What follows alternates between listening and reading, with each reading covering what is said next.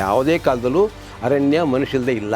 ಅರಣ್ಯ ವನ್ಯಜೀವಿ ಇವ್ರಿಗೆ ಹೆಂಗೆ ಸಂತೋಷ ಪಡ್ತೀನಿ ಪ್ರಶ್ನೆ ಕೇಳಿದ್ದೀನಿ ಅನಿಸಲಿ. ಇವರಿಗೆ ಕೊಳಲಿನ ಧ್ವನಿನ ನಮ್ಮ ಹುಲಿ ಮತ್ತು ಪ್ರಾಣಿಗಳು ಕೇಳ್ತವೆ. ಅವ್ರು ಕಿರ್ಚೋದನ್ನು ಇವ್ರು ಚೆನ್ನಾಗಿ ಆಲಿಸ್ತಾರೆ. ಓಕೆ, ಏನೋ ಒಂದು ಕೆಲಸ ಅಂತ ಬೇಕು, ದುಡ್ಡು ಬರಬೇಕಲ್ವಾ? ಅಂದರೆ ಜೇನು ತೊಗೊಂಡು ಮಾರಿ ಅದರ ಉತ್ಪನ್ನಗಳು ಅಥವಾ ಕಾಡಿನ ಉತ್ಪನ್ನಗಳನ್ನ ಮಾರಾಟ ಮಾಡೋದಷ್ಟೇ ಜೀವನ. ಹೌದು. ಈ wild life act is not that dangerous than wild life department ಅಂತ. ಸೊ ಅಂದರೆ ಚಳಿಗಾಲ ಮಳೆಗಾಲ ಅಂತ ಅಂದರೆ ಭಾಳ ಇದಕ್ಕೆ ಹೋಗೋದಿಲ್ಲ ಹೊರಗಡೆ. ಬೆಂಕಿ ಹಾಕಿ ನಿಲ್ಲಿ ಕೂತ್ಬಿಡ್ತಾರೆ ಜೇನುಕುರರು. ಆ ನಡುಕ್ಕೆ ತಡೆಯಕಲ್ಲ ಅವರು. ಆವಾಗ ಬೆಂಕಿ ಕಾಯಿಸಿ ಕೂತಿರ್ತಾರೆ, ಒಣಗೋಗ್ಬಿಡ್ತಾರೆ. ಬೇಸಿಗೆಲಿ ಹೆಂಗೆ ಆನೆ ಒಣಗೋಗ್ಬಿಡುತ್ತೆ ಹಂಗೆ ಇವ್ರು ಒಣಗೋಗ್ಬಿಡ್ತಾರೆ. ಹೌದಾ? ಮೂರನೇ ಕಡೆ ನೊಮ್ಯಾಡಿಕ್ಸ್ ಅಂತಿದ್ದಾರೆ ಸರ್. ಅಂದರೆ ಅವ್ರು ಅಲೆಮಾರಿಗಳು.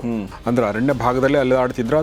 ಇಲ್ಲ ಅವ್ರು ರಾಜ್ಯದಿಂದ ರಾಜ್ಯಕ್ಕೆ ಅವರು ಇಡೀ ದೇಶನೇ ಅವ್ರ ದೇಶ. ಹಂಗೆ ಹಲಸಿನ ಮರ ಅವು ಸಣ್ಣ ಕಾಯಾಗಲಿ ಹಿಡಿದು ಹಣ್ಣಾಗೋವರೆಗೂ ಒಂದು ಆಹಾರನೇ ಅವ್ರಿಗೆ. ಅವು ತಿಂತವೆ, ಅವು ತಿಂತ ಇವರು ತಿಂತಾರೆ, ಆನೆಗಳು ತಿಂತವೆ. ಹೌದೌದು.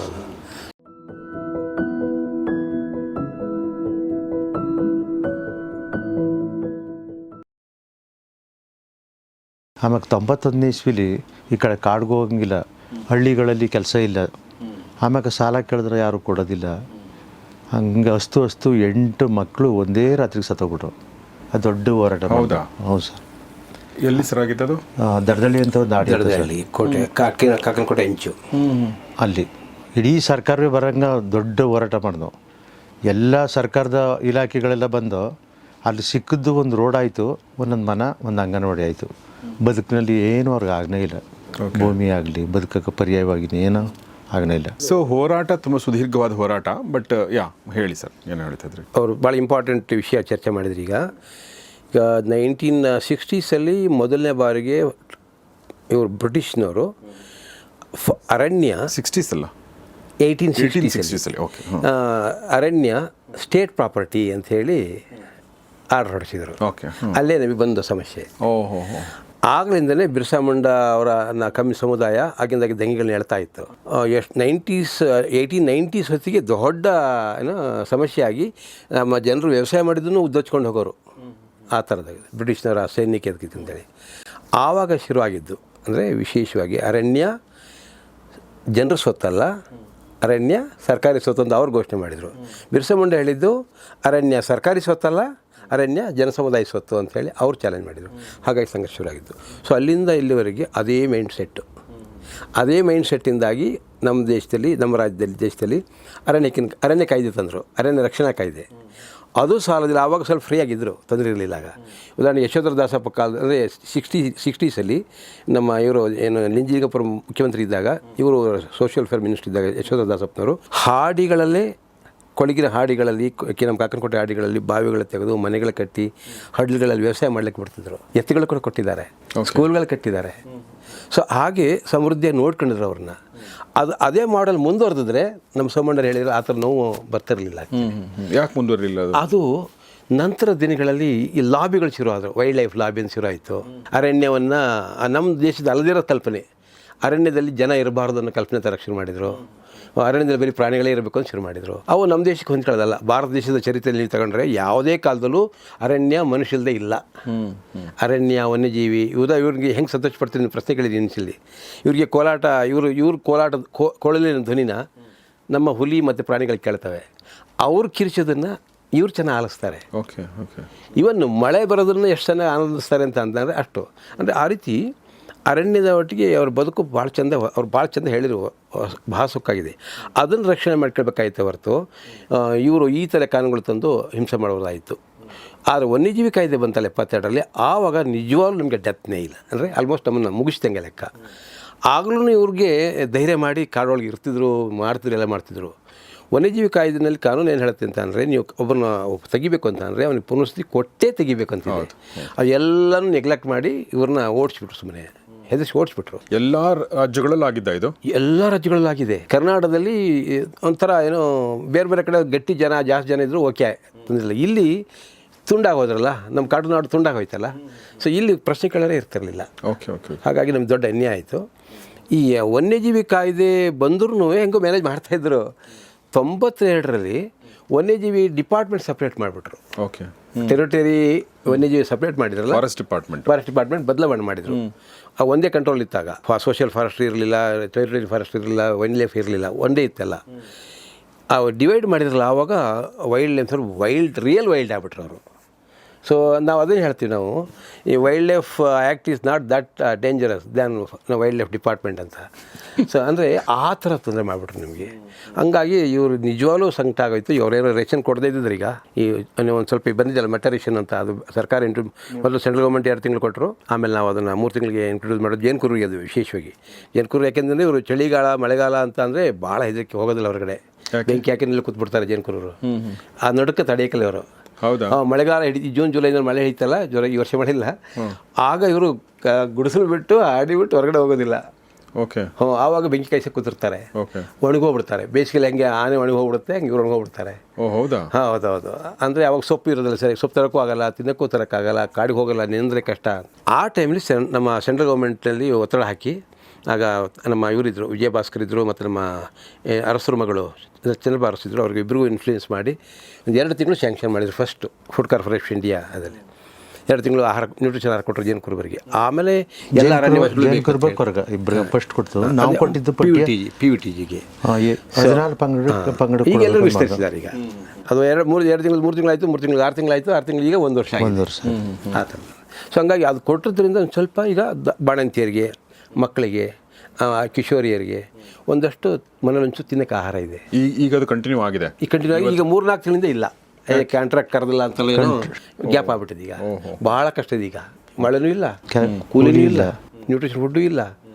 ಈಗ ಭಾಳ ಸಂಕಟ. ಎಲ್ಲ ಹೋಗಿ ಮರಾಠಿ ಜೇನು ತೆಗಿಯೋಕ್ಕೂ ಆಗಲ್ಲ, ಅದು ಮಾಡೋಕ್ಕಾಗಲ್ಲ. ಈಗ ಒಂದು ಸ್ವಲ್ಪ ಅವಕಾಶ ಅದು ಈ ಫಾರೆಸ್ಟ್ ಆಕ್ಟ್ ಬಂದಮೇಲೆ ಅವರು ಒಂದು ಪ್ರಾಂತ್ಯದಲ್ಲಿ ಅವನ್ನೆಲ್ಲ ಸಂಗ್ರಹ ಮಾಡ್ಬೋದು ಅಂತ ಅದ. ಇವು ವಯಸ್ಸಾಗಿ ಇರೋರು, ಶಕ್ತಿ ಇರೋರು ಹೋಗಿ ಜೇನು ಸಂಗ್ರಹ ಮಾಡ್ತಾರೆ. ಅದ ಲ್ಯಾಮ್ ಸೊಸೈಟಿ ಅಂತ ಸರ್ಕಾರವೇ ಮಾಡ್ದೆ, ಅಲ್ಲಿಗೆ ತಂದು ಕೊಟ್ಬಿಟ್ಟು ಬಂದು ಕಾಸಿನಲ್ಲಿ ಜೀವನ ಮಾಡ್ತಾರೆ. ಈ ಆಗದೇದವರು ಅವೇನು ತರೋಕ್ಕೆ ಆಗೋದಿಲ್ಲ.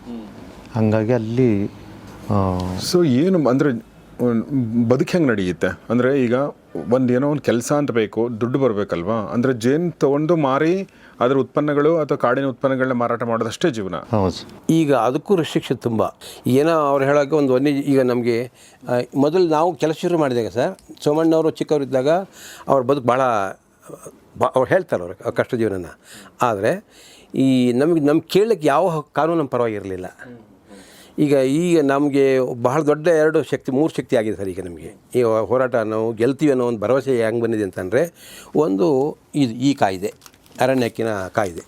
ವನ್ಯಜೀವಿಗೆ ಹೆಂಗೆ ಕಾಯ್ದೆ ಮಾಡೋರೋ ಅರಣ್ಯ ಹಕ್ಕಿನ ಆದಿವಾಸಿಗಳಿಗೆ. ಓಕೆ, ಏನು ಸರ್ ಅದು? ಇದು ಬುಡಕಟ್ಟು ಮತ್ತು ಇತರೆ ಪಾರಂಪರಿಕ ಅರಣ್ಯವಾಸಿಗಳ ಅರಣ್ಯ ಹಕ್ಕುಗಳನ್ನು ಮಾನ್ಯ ಮಾಡುವ ಅಧಿನಿಯಮ 2006. ಇದಕ್ಕೆ ಗ್ರಾಮ ಸಭೆಗೆ ಪರಮಾಧಿಕಾರ ಕೊಟ್ಟು ಅಲ್ಲಿ ನಿರ್ಧಾರ ಮಾಡಿ ಅದನ್ನು DC ಕಳಿಸ್ತಾರೆ. ಅಲ್ಲಿ ಅವ್ರ ಹಕ್ಕುಪತ್ರನ ಕೊಡಬೇಕು ಅವರು. ಇದು ನಮಗೊಂದು ದೊಡ್ಡ ಶಕ್ತಿ ಆದಿವಾಸಿಗಳಿಗೆ. ನಮ್ಮ ಪರಂಪರೆಯ ಕಾಡುಗಳ ಮೇಲೆ ಇವ್ರು ಹೇಳಿದ್ರೆ ಜಮ್ಮ, ಆ ಪರಂಪರೆ ಕಾಡುಗಳಲ್ಲಿ ನಮ್ಮ ಹಕ್ಕಿದೆ ಅಂತ ಹೇಳೋಕ್ಕೆ ಇದೊಂದು ಆಕ್ಟ್ ಬಂದಿದ್ದೀಗ. ನಾವು ಕಾನೂನು ಬದಲು ಕೇಳ್ಬೋದು. ಒಂದು. ಎರಡನೇದು, ದೇವೇಗೌಡರು ಪ್ರೈಮ್ ಮಿನಿಸ್ಟರ್ ಇದ್ದಾಗ ಒಂದು ವಿಶೇಷ ಕಾನೂನು ಬಂತು. ತುಂಬ ಅದಕ್ಕೆ ಬೇರೆ ಬೇರೆ ಕಾರಣ ಇದೆ. Doctor B.D. ಶರ್ಮಾ ಇವರೆಲ್ಲ ತುಂಬ ಅವ್ರಿಗೆ ಮನವರಿಕೆ ಮಾಡಿಸಿ ನಾವೆಲ್ಲ ಮಾಡಿದ್ದು. ಅದು ಪೇಸಾ ಕಾಯ್ದೆ ಅಂತ ಅಂದರೆ provisions of the panchayat extension to scheduled areas act ಅಂತ 96. ಇನ್ನೊಂದ್ಸಲ ಹೇಳಿ. Provisions of the panchayat extension to scheduled areas act. ನಾವು ಸುಲಭವಾಗಿ ಆದಿವಾಸಿ ಪಂಚಾಯತಿ ಕಾಯ್ದೆ ಅಂತ ಕರಿತೀವಿ. ಅದು ಶೆಡ್ಯೂಲ್ಡ್ ಏರಿಯಾ 5ಗೆ ಅಪ್ಲೈ ಆಗುವಂಥದ್ದು. ಶೆಡ್ಯೂಲ್ಡ್ ಏರಿಯಾ 6ಲ್ಲಿ ಏನಾಗ್ತಿತ್ತು, ಗ್ರಾಮ ಸಭೆಗಳಿಗೆ ಅಧಿಕಾರ ಇತ್ತು ಮತ್ತು ಜಿಲ್ಲಾ ಆಡಳಿತಕ್ಕೆ ಅಧಿಕಾರ ಇತ್ತು. ಅವರು ಮ್ಯಾನೇಜ್ ಮಾಡ್ಕೊಳ್ಳೋದು ನಾರ್ತ್ ಈಸ್ಟಲ್ಲಿ. ಆದರೆ ಮಧ್ಯ ಭಾರತದಲ್ಲಿ, ದಕ್ಷಿಣ ಭಾರತದಲ್ಲಿ ಆ ಪ್ರಾವಿಷನ್ ಇರಲಿಲ್ಲ. ಈ ಕಾನೂನು ಬಂದಮೇಲೆ 5th ಶೆಡ್ಯೂಲ್ ಎಲ್ಲಿತ್ತು, 5ನೇ ಅನುಸೂಚಿ ಪ್ರದೇಶದಲ್ಲಿ ಇತ್ತು, ಅಲ್ಲಿ ಇದು ಲಾಗು ಆಯಿತು. ಆದರೆ ನಮ್ಮ ಕರ್ನಾಟಕದಲ್ಲಿ ನಮ್ಮ ದುರದೃಷ್ಟವಶಾತ್ ನಮಗೆ ಅದು ಶೆಡ್ಯೂಲ್ಡ್ ಏರಿಯಾ ಆಗಿಲ್ಲ. ಯಾಕೆ ಮಾಡಿಲ್ಲ ಇದನ್ನು? ಇಲ್ಲಿ ಏನಂತಂದರೆ ಕಾಫಿ ಎಸ್ಟೇಟ್ನವರು ITDP ಏರಿಯಾ ಅಂತ ಇಲ್ಲಿ ಘೋಷಣೆ ಮಾಡ್ಬಿಟ್ಟು, ಅದು ಬರೀ ಅನ್ನ ಕೊಡೋಕ್ಕೆ, ಅಂದರೆ ಡೆವಲಪ್ಮೆಂಟ್ ಮಾಡೋಕ್ಕೆ. ಆದರೆ ನಿಮ್ಮ ಹಕ್ಕು, ಅರಣ್ಯ ಹಕ್ಕು, ನಿಮ್ಮ ಸ್ವಯಂ ಆಡಳಿತ ಕೊಡೋಕ್ಕೆ ಪ್ರಾವಿಷನ್ ಇರಲಿಲ್ಲ. ಅದಕ್ಕೆ ನಾವು ಡಿಮ್ಯಾಂಡ್ ಮಾಡಿದ್ದೆ ಅದಕ್ಕೆ, ಶೆಡ್ಯೂಲ್ಡ್ ಏರಿಯಾ ಮಾಡಿ ಕರ್ನಾಟಕದ್ದು ಅಂತ. ಇವ್ರು ಹೇಳಿದ್ರು ITDP ಏರಿಯಾ ಅಂತ. ITDP ಎಲ್ಲ ಏರಿಯಾಗಳನ್ನು ಶೆಡ್ಯೂಲ್ಡ್ ಏರಿಯಾ ಮಾಡಿ, ಆಗ ಈ ಪಂಚಾಯತ್ ಕಾಯ್ದೆನ ಜಾರಿಗೊಳಿಸಿ ಅಂತ ಹೇಳಿ ನಾವು ಕೇಳಿದ್ವಿ. ಈಗ ಅದನ್ನು ನಮ್ಮ ಇವರು ಪಟೇಲ್ರು ಚೀಫ್ ಮಿನಿಸ್ಟರ್ ಇದ್ದಾಗ ರೆಕಮೆಂಡ್ ಮಾಡಿರಲಿಲ್ಲ ಸೆಂಟ್ರಲ್ ಗೌರ್ಮೆಂಟ್ಗೆ. ಬಟ್ ಅದನ್ನು ಫಾಲೋ ಅಪ್ ಆಗಿ ಅದು ಶೆಡ್ಯೂಲ್ಡ್ ಏರಿಯಾ ಮಾಡಬೇಕು. ಈಗ ಯಾರು ರೆಸ್ಟ್ರಿಕ್ಷನ್ ತರ್ತಿದ್ದಾರೆ ಅಂತಂದರೆ ಕಾಫಿ ಎಸ್ಟೇಟ್ ಓನರ್ಗಳು, ಮತ್ತು ಅದು ಪರ್ಟಿಕ್ಯುಲರ್ಲಿ ಕೊಡಗು, ಮೈಸೂರಿನಲ್ಲಿ ಇಲ್ಲ ತೊಂದರೆ ಇಲ್ಲ, ಕೊಡಗು, ಮತ್ತು ನಮ್ಮ ದಕ್ಷಿಣ ಕನ್ನಡ ಮತ್ತು ಇದು ಉತ್ತರ ಕನ್ನಡ ಮತ್ತು ಚಿಕ್ಕಮಗಳೂರು ರಿಸ್ಟ್ರಿಕ್ಷನ್ ಮಾಡ್ತಾಯಿದ್ದಾರೆ. ಸರ್, ನೀವು ಹೋರಾಟದ ಬಗ್ಗೆ ಮಾತಾಡ್ತಾ ಇದ್ರಿ, ಎಲ್ಲಿ ತನಕ ಬಂತು ಅನ್ನೋದ್ರ ಬಗ್ಗೆ. ಈಗ ಸಿಚುವೇಶನ್ ಇಸ್ ಬೆಟರ್ ಅಂತ ಹೇಳ್ತಾ ಇದ್ರಿ. ಸೋಮಣ್ಣ ಅವರೆಲ್ಲ ಹೋರಾಟ ಶುರು ಮಾಡಿದಾಗ ಏನೋ ಸರ್ಕಾರಿ ಅಧಿಕಾರಿಗಳ ದಯೆಯಿಂದನೋ ಅವತ್ತೊಬ್ಬ ಪೊಲಿಟಿಕಲ್ ಪರ್ಸನ್ ದಯೆಯಿಂದನೋ ಕೆಲಸಗಳಾಗಬೇಕಾಗಿತ್ತಾಗ ನಮ್ಮ ಪರವಾದ ಯಾವುದೇ ಶಾಸನ ಇರಲಿಲ್ಲ ಆಗ, ಎಕ್ಸೆಪ್ಟ್ SC/ST ಅಟ್ರಾಸಿಟಿ ಆ್ಯಕ್ಟ್ ಒಂಚೂರು ಯಾರು ತೊಂದರೆ ಬಿಟ್ಟರೆ ನಮಗೆ ಶೆಡ್ಯೂಲ್ಡ್ ಏರಿಯಾ ಆಗಲಿ ಅಥವಾ ನಮ್ಮದು ಅರಣ್ಯ ಹಕ್ಕಿನ ಕಾಯ್ದೆ ಆಗಲಿ ಅಥವಾ ನಮ್ಮದು ಆದಿವಾಸಿ ಪಂಚಾಯಿತಿ ಕಾಯ್ದೆ ಆಗಲಿ ಅಥವಾ ಯಾವುದು ನಮ್ಮ ಕಾಡಿಂದ ಹೊರಗಾಗಿದ್ದವರಿಗೆ ಪುನರ್ವಸತಿ ಕೊಡಿ ಅಂಥೇಳಿ ಸರ್ಕಾರದ ಆದೇಶವೇ ಆಗಲಿ, ಕೋರ್ಟ್ ಆದೇಶ ಯಾವುದೂ ಇರಲಿಲ್ಲ. ಈಗ ನಮ್ಮ ಹೋರಾಟದ ಫಲವಾಗಿ ಅಷ್ಟು ಈಗ ಉದ್ಭವ ಆಗಿವೆ.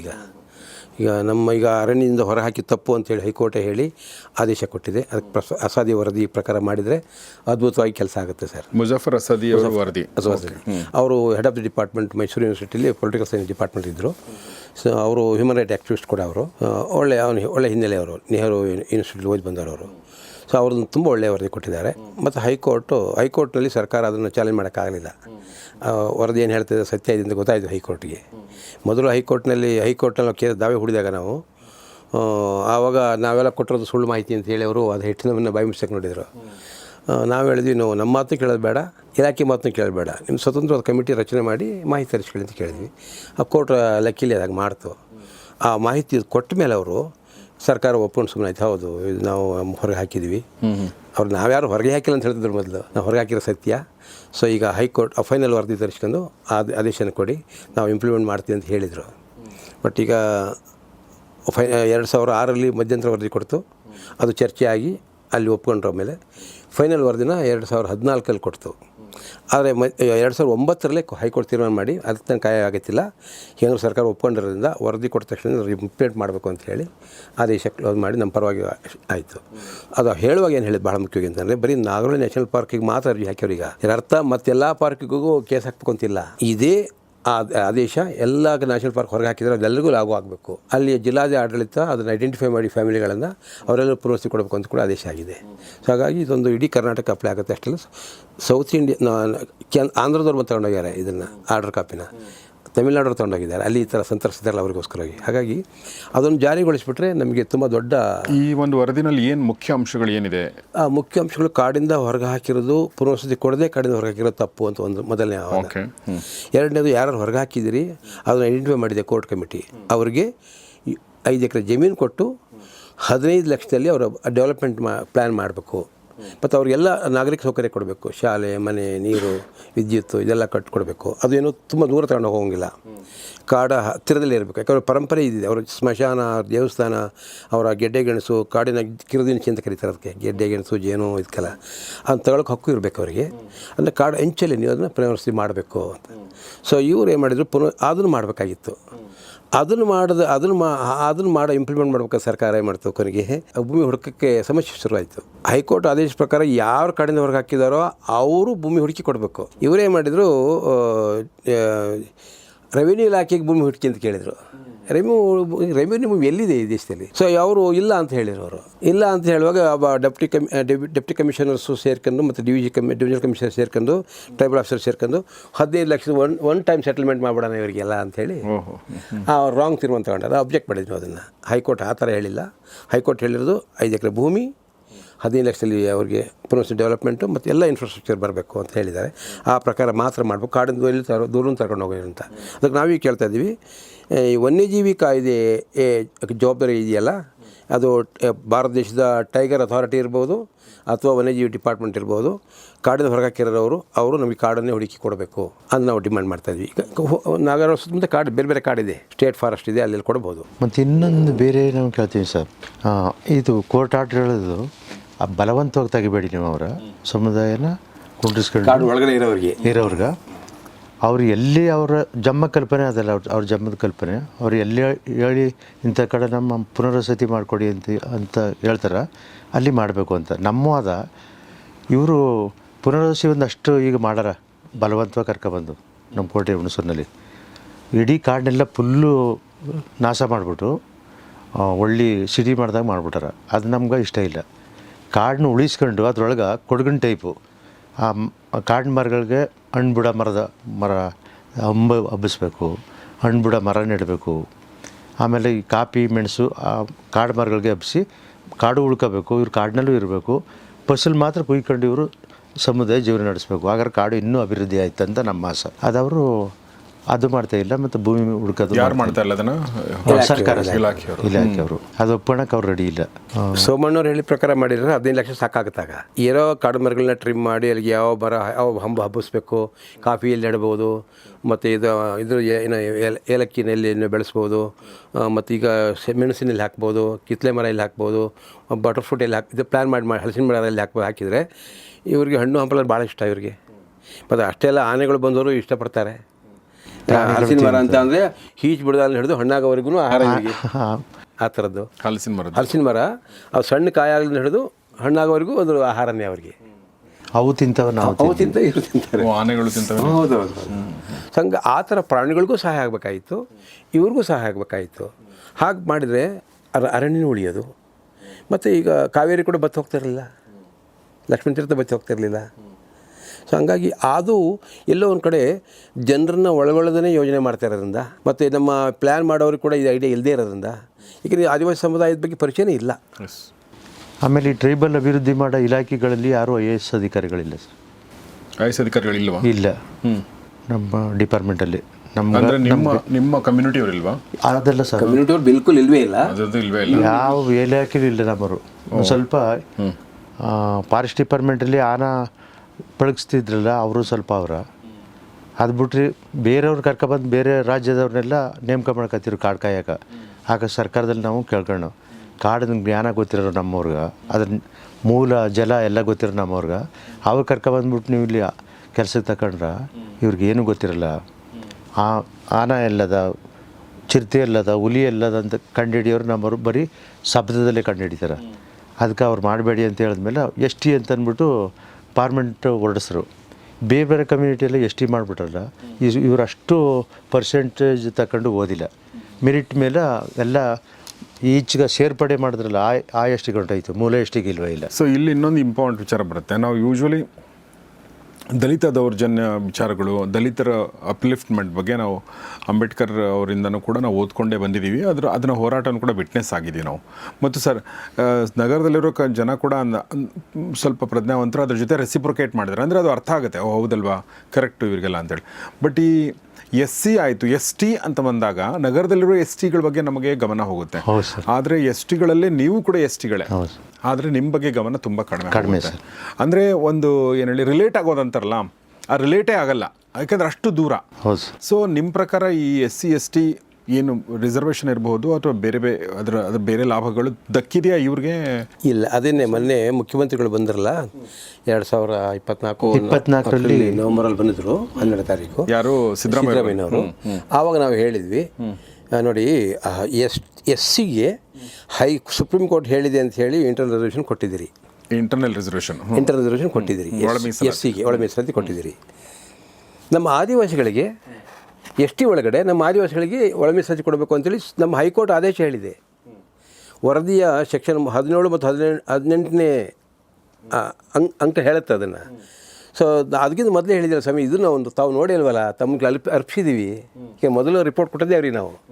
ಸೊ ತಾವು ಆದಿವಾಸಿಗಳಿಗೆ ಇಂಟರ್ನಲ್ ರಿಸರ್ವೇಷನ್ ಕೊಟ್ಟು ನೀವು ನಮಗೆ ರಕ್ಷಣೆ ಮಾಡಿದರೆ ನಮಗೆ ಕಾಡಿಗಿಂದನೂ ಸಹಾಯ ಆಗುತ್ತೆ, ಇಂಟರ್ನಲ್ ರಿಸರ್ವೇಷನ್ನೂ ಸಹಾಯ ಆಗುತ್ತೆ. ಅವ್ರು ಹೇಳಂಗೆ ಅರಣ್ಯ ಇಲಾಖೆಯಲ್ಲಿ ಮಾವತರು ಬಿಟ್ಟರೆ ಇನ್ನು ಯಾವ ಇಲಾಖೆಲ್ಲ ವಾಚರ್ಗಳು ಸ್ವಲ್ಪ ವಾಚರ್ ಬೇಸಿದ್ದಾರೆ ಅವರೇ, ಅದು ಕಾಡು ಕಾಯ್ಕೊಳಕ್ಕೆ ನೋಡ್ಕೊಳ್ತಿದ್ದಾರೆ. ಮತ್ತು ಈ ಮಹಿಳಾ ಇಲಾಖೆಯಲ್ಲಿ ಅಂಗನವಾಡಿ ಅಸಿಸ್ಟೆಂಟ್ ಟೀಚರ್ಗಳು ಅವರೇ, ಒಬ್ಬೊಬ್ಬರಲ್ಲಿ ಸ್ವಲ್ಪ ಆರೋಗ್ಯ ಇಲಾಖೆಯಲ್ಲೂ ಸ್ವಲ್ಪ ಅದೇನೋ ಟ್ರೈನಿಂಗ್ ಕಳಿಸೋತೀವಿ ನಾವು. ಸೊ ಹಾಗಾಗಿ ಇಂಟರ್ನಲ್ ರಿಸರ್ವೇಷನ್ ಕೊಟ್ಟರೆ ಸರ್, ಅಲ್ಲಿ ಅವರು ಕೋರ್ಟ್ ಏನು ಹೇಳಿದೆ ಅಂತಂದರೆ, ನಮ್ಮ ಹೈಕೋರ್ಟು ಇಂಟರ್ನಲ್ ರಿಸರ್ವೇಷನ್ ಆದಿವಾಸಿಗಳಿಗೆ STಗೆ ಅಂತಂದರೆ ಒಂದು ಪ್ರಿಮಿಟಿವ್ PVTG ಅಂತ ಕರೀತಾರೆ ಅದನ್ನು, ಕೊರಗರು ಮತ್ತು ಜೇನು ಕುರುಬರಿಗೆ ಕೃಷಿ ಪೂರ್ವ ಸಂಸ್ಕೃತಿಯನ್ನು ಹೊಂದಿರುವಂಥ. ಅಂದರೆ ಕೃಷಿ ಪೂರ್ವ ಸಂಸ್ಕೃತಿ ಅಂದರೆ ನಮ್ಮ ಸಂಸ್ಕೃತಿ ನೀವು ಒಂದು ವರ್ಷದ 1 ಲಕ್ಷ ವರ್ಷ ಚರಿತ್ರೆ ತಗೊಂಡ್ರೆ ನೀವು ಮೊದಲು 60,000 ವರ್ಷ ಫುಡ್ ಗ್ಯಾದರಿಂಗ್ ಕಲ್ಚರ್ ಅಂತಾರೆ ಅದನ್ನು, ಆಹಾರ ಸಂಗ್ರಹಿಸಿ ಬಾಳೋ ಸಂಸ್ಕೃತಿ, ಅದು ದಟ್ಸ್ ಆದಿವಾಸಿ ಕಲ್ಚರು. ನೆಕ್ಸ್ಟ್ 30,000 ವರ್ಷ ಕೃಷಿ ಸಂಸ್ಕೃತಿ ಅಂತ ಕರೀತಾರೆ, ಕಲ್ಚರ್ ಆಫ್ ಅಗ್ರಿಕಲ್ಚರ್ ಅಂತಾರೆ. ನೆಕ್ಸ್ಟ್ 10,000 ವರ್ಷ ಕಲ್ಚರ್ ಆಫ್ ಸಿವಿಲೈಸೇಷನ್ ಅಂತ ಕರೀತಾರೆ. ಇನ್ನು ಈಗ 1,000 ವರ್ಷದ ಕಲ್ಚರ್ ಮಾಡರ್ನೈಸೇಷನ್. ಇವ್ರು ನಾವು ಅಲ್ಲಿಯವರು, ನಾವು ಮೊದಲು 60,000 ವರ್ಷದವರು, ಇನ್ನು ಕುಡಿಗಳು ಹಂಗೇ ಉಳ್ಕೊಂಡು ಬಂದಿದ್ದೀವಿ. ಇದನ್ನು ನಾವು ಗಮನ ತಗೊಳ್ಬೇಕಾಯ್ತು ಆ್ಯಕ್ಚುಲಿ ಆಳೋರು. ಓಕೆ, ಇದನ್ನು ಮಾಡಲಿ ಹಿಂಗೆ ಮಾಡಿ. ಈಗೇನು ನೀವು ಸರ್ಕಾರಕ್ಕೆ ನೀವು ಹೇಳಿದ್ರಲ್ಲ ಮುಖ್ಯಮಂತ್ರಿಗಳಿಗೆ, ಏನಾಯಿತು? ಮುಖ್ಯಮಂತ್ರಿಗಳಿಗೆ ಯಾವ ಹೇಳಿದ್ವಿ ನೋಡಿ ಸ್ವಾಮಿ, ಈ ಥರ ನೀವು ಈ ಹಿನ್ನೆಲೆಯವರು ನೀವು ನಮಗೆ ಈ PVTG ಅಂತ ಏನು ಕರಿತೀವಲ್ಲ, ಸ್ಪೆಷಲಿ ಪ್ರಿವಿಲೇಜ್ ಟ್ರೈಬಲ್ ಗ್ರೂಪ್ಸ್ ಅಂತ, ಕೊರಗರು ಮತ್ತು ಜೇನುಕುರರು, ಇವರಿಗೆ ಒಂದು ಕ್ಯಾಟಗರಿ ಮಾಡಿ, ಆಮೇಲೆ ಅರಣ್ಯವಾಸಿ ಆದಿ ಬುಡಕಟ್ಟುಗಳು ಅಂತಿದ್ದಾರಲ್ಲ, ಫಾರೆಸ್ಟ್ ಡಿಪೆಂಡೆಂಟ್ ಫಾರೆಸ್ಟ್ ಟ್ರೈಬ್ಸ್, ಜೇನುಕುರರು, ಬೆಟ್ಟಕುರುಬರು, ಎರವರು, ಈರುಳಿಗರು, ಪಂಜರಿ, ಪಣಿಯ ಈ ಥರ ಇದೆಯಲ್ಲ, ಅವರು ಒಂದು 12 ಸಮುದಾಯಗಳು, ಇವರು ಒಂದು ಕ್ಯಾಟಗರಿ ಮಾಡಿ, 3ನೇ ಕ್ಯಾಟಗರಿ ನೊಮ್ಯಾಡಿಕ್ಸ್ ಅಂತಿದ್ದಾರೆ ಸರ್. ಅವರು ಒಂದು 15-20 ಸಮುದಾಯಗಳಿದ್ದಾವೆ. ಅಂದರೆ ಅವರು ಅಲೆಮಾರಿಗಳು, ಹಕ್ಕಿ ಪಿಕ್ಕಿ, ಡೋಂಗ್ರಿ ಗರಾಸಿಯ ಮತ್ತು ಸೂಜಿ ಸೋಲಿಗರು, ಈ ಥರದ ಇದ್ದಾವೆ. ಅವರು ಈಗ ಸ್ವಲ್ಪ ನಿಲ್ತಿದ್ದಾರೆ, ಬಟ್ ಮೊದಲು ಅವರು ಅಲೆಮಾರಿಗಳವರು, ಅರಣ್ಯವಾಸಿಗಳಲ್ಲ, ಅಲೆಮಾರಿಗಳವರು. ಅವರು ಅರಣ್ಯದ ಕಡೆ ಅವರು ಅಂದರೆ ಅರಣ್ಯ ಭಾಗದಲ್ಲೇ ಅಲ್ಲಿ ಆಡ್ತಿದ್ರ? ಇಲ್ಲ, ಅವ್ರು ರಾಜ್ಯದಿಂದ ರಾಜ್ಯಕ್ಕೆ ಅವರು ಇಡೀ ದೇಶನೇ ಅವ್ರ ದೇಶ, ಹಂಗೆ ಆ ಥರದ್ದು. ಆ ಅಲೆಮಾರಿಗಳಿಗೊಂದು ಕ್ಯಾಟಗರಿ ಮಾಡಿ, ಮತ್ತು ಇನ್ನು ಈಗ ಬ್ಯಾಕ್ವರ್ಡ್ ಕಮ್ಯುನಿಟೀಸಿಂದ ಎಷ್ಟಿಗೆ ಬಂದಿದ್ದಾರಲ್ಲ, ಜಾತಿ ಸಮುದಾಯದ ಕಮ್ಯುನಿಟೀಸು, ಅವಕ್ಕೊಂದು ಕ್ಯಾಟಗರಿ ಮಾಡಿ. ಸೊ ಈಗೇನು 3% ಇತ್ತಲ್ಲ, ಅದನ್ನು ಮಣ್ಣವ್ರು ಹೇಳಿದಾಗೆ ಮೊದಲೇ 3%ನ ಮೊದಲು ಈ 2 ಕ್ಯಾಟಗರಿ ಕೊಟ್ಬಿಡಿ. ಈ ಹೆಚ್ಚುವರಿ 7% ಮಾಡ್ತಾಯಿದ್ರಲ್ಲ ಈಗ ಒಟ್ಟು, ಅದನ್ನು ನೀವು ಅವ್ರಿಗೆ ಹೆಂಚಿ ಅಂತ ಕೇಳಿದೆ. ಸೇರ್ಪಡೆ ಆದ ಎಷ್ಟಿಗೆ ಅದನ್ನೇ ಹೈಕೋರ್ಟ್ ಕೂಡ ಹೇಳಿದೆ. ಅದನ್ನು ಮುಖ್ಯಮಂತ್ರಿ ಗಮನಕ್ಕೆ ತಂದಿದ್ದೀವಿ. ಆಗ ಅವರು ಅದನ್ನು ಓದ್ದೇನೆ ಅವ್ರು ಸ್ವಲ್ಪ ಹೊತ್ತು ಬೇರೆ ಥರ ಹೇಳಿದರು. ನಾವು ಅದು ಇಶ್ಯೂ ಮಾಡೋದು ಬೇಡ ಅಂತೇಳಿ ಆಮೇಲೆ ಅಪೀಲ್ ಮಾಡ್ಕೊಂಡಿದ್ದೀವಿ. ಬಟ್ ಈಗ ಈ ಹೈಕೋರ್ಟ್ ಆದೇಶ ಜಾರಿಗೊಳಿಸುವಾಗ ಸರ್ ಅದನ್ನು ಮಾಡಲೇಬೇಕಾಗತ್ತೆ. ಸೊ ಇಂಟರ್ನಲ್ ರೆಸಲ್ಯೂಷನ್ ಇದ್ದೇ ಇದೆ. ನಾವು ಅವ್ರಿಗೆ ಈಗ ಮೊನ್ನೆ ಕೂಡ ನಮ್ಮ ಮುಖ್ಯಮಂತ್ರಿಗಳಿಗೆ ಒಂದು ಕಾಗದ ಬರೆದಿದ್ದು ಸರ್, ಸಿದ್ದರಾಮಯ್ಯನಿಗೂ ಕೂಡ ಬರೆದಿದ್ದೀವಿ. ಅಂದರೆ ಈ ವರದಿಯ ಪ್ರಕಾರ ಇಂಟರ್ನಲ್ ರೆಸಲ್ಯೂಷನ್ ಇದೆ ಸರ್, ಇದೆ. ಬಟ್ ಅದು ಕಾಯ್ದೆಯಾಗಿ ಇನ್ನೂ ಬದಲಾಗಿಲ್ಲ. ಇನ್ನೂ ಅವರು ಜಾರಿಗೊಳಿಸಿ ಅದನ್ನು ತಂದಿಲ್ಲ. ಅದನ್ನು ನಾವು ಈಗಿನ ಕೂಡ ಮೊನ್ನೆ ಕೂಡ ಬರೆದಿವಿ. ಈ ಇಂಟರ್ನಲ್ ರೆಸಲ್ಯೂಷನ್ ಮಾಡ್ತಾವ, ಈಗಿನ ಮುಖ್ಯಮಂತ್ರಿ ಬರೆದ್ವಿ, ಹಿಂದಿನ ಮಗು ಬರೆದ್ವಿ. ನೋಡಿ, ಈ 75 ವರ್ಷದಲ್ಲಿ ಒಬ್ಬ ಆದಿವಾಸಿನ MLC ಮಾಡಲಿಲ್ಲ, ಜೇನುಕುರುಬರನ್ನ ಅಥವಾ ಇವ್ರನ್ನ. ತಾಲೂಕ್ ಪಂಚಾಯತಿ ಇರಲಿ. ಸೊ ಈಗ ನೀವು ಇಬ್ಬರನ್ನ ಆದಿವಾಸಿಗಳನ್ನ, ಒಬ್ಬರು ಫಾರೆಸ್ಟ್ ಡಿಪೆಂಡೆಂಟ್ ಟ್ರೈಬ್ಸು, ಇನ್ನೊಂದು PVTG MLC ಮಾಡಿ, ಒಬ್ಬರನ್ನ ಸಚಿವರನ್ನ ಮಾಡಿ ಅಂತ ಕೇಳಿದ್ವಿ. ಏಕೆಂದರೆ 75 ವರ್ಷ ಒಬ್ರಿಗೂ ಅಂಥ ಅವಕಾಶ ಕೊಟ್ಟಿಲ್ಲ ನೀವು ಅಂತ ಅಂದರೆ 4 ಲಕ್ಷ ಜನ ಇದ್ದಾರೆ. ಯಾರಿಗೆ ಅಪೀಲ್ ಮಾಡ್ಕೋಬೇಕು ನಾವು? ಕರ್ನಾಟಕ 4 ಲಕ್ಷ ಜನ ಇದ್ದಾರೆ. ಒಟ್ಟು 13 ಸಮುದಾಯಗಳಿಂದ, ಅದು PVTGಯನ್ನು ಸೇರಿಸ್ಕೊಂಡಂಗೆ 13 ಸಮುದಾಯಗಳಿದ್ದೇವೆ ಸರ್. 4 ಲಕ್ಷ ಜನ ಇದ್ದಾರೆ. 9 ಜಿಲ್ಲೆ, 38 ತಾಲೂಕಲ್ಲಿ, ಪಶ್ಚಿಮ ಘಟ್ಟದಲ್ಲಿ. ಅದು ಹೇಳಿದ್ರೆ ಕಾಟನಾಡು ಪ್ರದೇಶ ಅಂತ. ಹಾಗೆ ಇದಕ್ಕೆ ಈಗಿನ ಮುಖ್ಯಮಂತ್ರಿಗಳು ಕೇಳಿದ್ದೀವಿ. ಯಾವುದೆಲ್ಲ ಜಿಲ್ಲೆಗಳು ಬರ್ತದೆ ಸರ್ ಇದು? ಸರ್, ಒಂದು ನಮ್ಮ ಮೈಸೂರು ಜಿಲ್ಲೆ, ಚಾಮರಾಜನಗರ ಜಿಲ್ಲೆ, ಇಲ್ಲಿ ರಾಮನಗರ ಈರುಳಿಗಾಸಿದ್ದಾರೆ. ನಮ್ಮ ಚಾಮರಾಜನಗರ ಜಿಲ್ಲೆಯಲ್ಲಿ ಸೋಲಿಗರು, ಹೆಚ್ಚಾಗಿ ಸೋಲಿಗರು ಮತ್ತು ಬೆಟ್ಟಕುರು, ಜೇನುಕುರು ಸ್ವಲ್ಪ ಕೊಂಡಲಪೇಟೆಯಲ್ಲಿದ್ದಾರೆ. ನಮ್ಮ ಮೈಸೂರು ಜಿಲ್ಲೆಯಲ್ಲಿ ವಿಶೇಷ ಜೇನುಕುರವರು, ಬೆಟ್ಟಕುರುಬರು, ಎರವರು, ಈರುಳಿಗರು ಎಲ್ಲ ಇದ್ದಾರೆ ಅಲ್ಲಿ.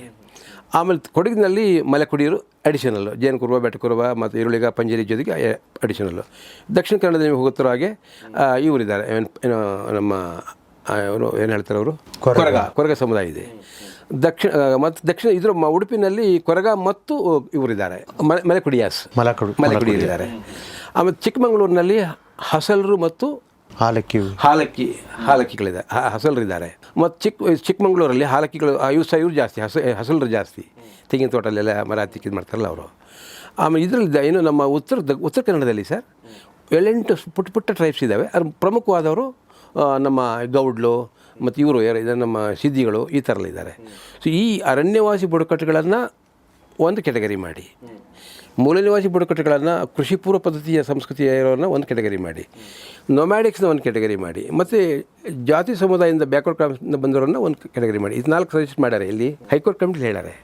ಸೊ ಚೆನ್ನಾಗಿ ಅಧ್ಯಯನ ಮಾಡ್ಯಾರ ಅವರು. ಯಾಕೆಂದರೆ ಆ ಕಮಿಟಿಲಿ ತುಂಬ ಒಳ್ಳೆಯ ಇವರಿದ್ದರು, ಆದಿವಾಸಿ ಜಾಜಿಯಮ್ಮ ಇದ್ದರು, ಈ ಪ್ರೊಫೆಸರ್ ಇದ್ದರು, ಮತ್ತು ತುಂಬ ಕನ್ಸಲ್ಟ್ ಮಾಡ್ಯಾರ ಅವರು, ಕನ್ಸಲ್ಟ್ ಮಾಡ್ಯಾರೆ. ಹಾಗಾಗಿ ಅದನ್ನು ಜಾರಿಗೊಳಿಸಿದರೆ ಸರ್, ಹೈಕೋರ್ಟ್ ಆದೇಶ ಜಾರಿಗೊಳಿಸಿದರೆ ಕರ್ನಾಟಕ ಸರ್ಕಾರ ಭಾಳ ದೊಡ್ಡ ಫೇವರ್ ಮಾಡಿದಂಗೆ ಆಗುತ್ತೆ. ಜಾರಿಗೊಳಿಸೋಕ್ಕೆ ಏನು ಈಗ ಸಮಸ್ಯೆಗಳೇನಿದೆ?